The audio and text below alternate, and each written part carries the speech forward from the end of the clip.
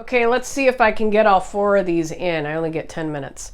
And I'll tell you in a minute what that is. I drew it and I'm like, okay, forget it. It'll just be funny for you. Okay, so I want to go over the difference between OA and RA. Osteoarthritis, rheumatoid arthritis. Then we'll talk about these.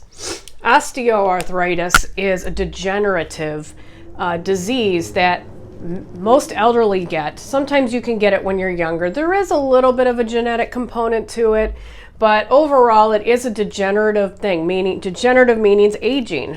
So you can have that in any joint. Most commonly we see it in the knees here. We see it in the hands, and there's 2 nodes, Heberden's and Bouchard nodes. And those are in only the hands, okay? So it's specific, and it's probably named after somebody named Dr. Heberden and Dr. Bouchard or something like that. I don't know. So you have your joints here. So you have this joint, and you have this joint here, you see? So right here is your Heberden's nodes, and this area is a Bouchard node. And what does that mean? When you have osteoarthritis, your joints can become swollen and develop hard tissue in the joints here. And so that's just what it's called. When I see people, elderly people, right, I can see like this joint swollen, and I'll be like, oh, that's a Heberden node. It's because you have osteoarthritis. So this is specific to osteoarthritis, and it presents only in the hands, and usually you see it in elderly people. So this is not inflammatory. This is inflammatory. All right, this is an autoimmune issue.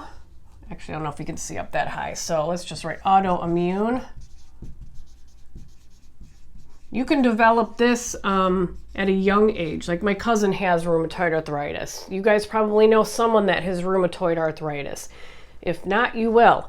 And again, genetic, autoimmune. It doesn't mean you're going to pass rheumatoid arthritis on to your kids or the next generation, but they perhaps can get another type of autoimmune that's along the same gene system as rheumatoid arthritis is. Okay, so autoimmune. Now these people, you'll see more joint pain and swelling here. So when we think of this, we think joint pain and swelling to these joints here. And because the synovial tissue is inflamed, and then what happens, it is an immune response, and your white blood cells and all your antibodies or autoantibodies then go and attack the joints, and it can destroy your joints. So these people can get really swollen. They can end up with cellulitis. We commonly see this in the hip area, where the rheumatoid arthritis is bothering them, their wrists, elbows, and knees, but you see that more in osteoarthritis. But just know the difference, that this is inflammation and this is autoimmune, and this is not non-inflammatory. All right. So how are you going to treat these? 2 different ways. Autoimmune, these are the people that go on things like methotrexate, because we want to try to treat the autoimmune disease and try to trick your body into thinking that it's not sick, or we don't have anything foreign in our body going on. Sulfasalazine, and then all the way to what's called DMARDs, biologic medication. So you have like Humira. There's so many new ones out there. I'm not going to list them, but just so you have an idea, these are all medications that are used for this disease because it's an autoimmune disease. Whereas this one, really, there's not too much we can do other than Tylenol. Oh my gosh, Tylenol, I can't spell today.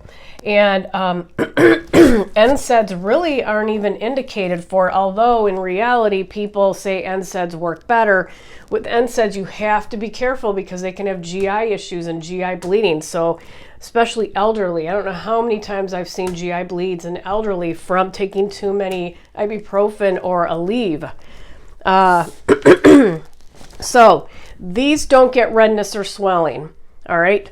Tylenol is this. Remember, no greater than 4 grams a day. They get these nodes, but it's not an actual inflammatory response. It's actually just they develop the nodes over time, and it's not inflammation. These people, 2 important things. When they get up in the morning, they're going to feel like crap all day. Excuse me. They're going to have stiffness all day long. These people over here are going to wake up and feel stiff, but then once they take like a hot shower and start moving around a little bit, this ends up getting a little bit better. Doesn't mean it's completely better through the day, but it's definitely much improved.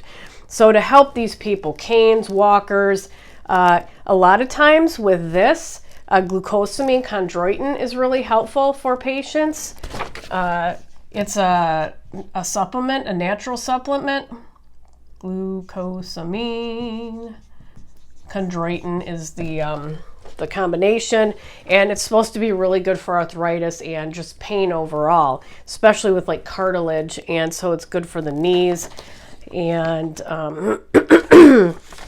these people, you have to be real careful, because again, when you're touching, let's say they have a swelling, when you're touching it, it is inflamed, it's red, it can get cellulitis from it, and so you can also have that on the hip area. So with these people, you want to watch for skin breakdown, because if they have a nodule or a swelling that's not supposed to be there, now the skin integrity can become impaired or is impaired, and so you want to watch for skin breakdown on that. So all right, let me see how much time I have. We'll probably go on to the next video.